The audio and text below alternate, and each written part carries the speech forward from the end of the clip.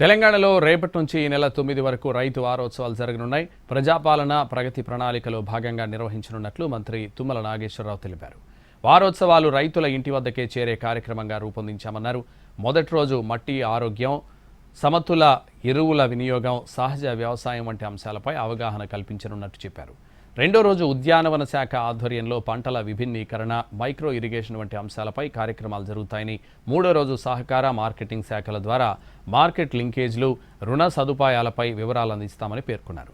నాలుగో రోజు యంత్రీకరణ, డ్రోన్ల వినియోగం, సౌరశక్తి పరిష్కారాలపై ప్రదర్శనలు నిర్వహించనున్నట్లు తెలిపారు.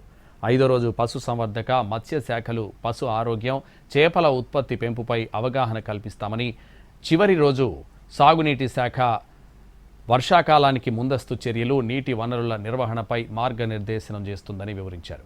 రైతు వారోత్సవాలను తాండూరులో ప్రారంభిస్తున్నామని, అదేవిధంగా టీజీ ఆర్గానిక్ యాప్ ఆవిష్కరించి సేంద్రియ ఉత్పత్తుల మార్కెటింగ్ కోసం ఒక పటిష్ట వ్యవస్థ ఏర్పాటు చేయనున్నట్లు మంత్రి తుమ్మల తెలిపారు.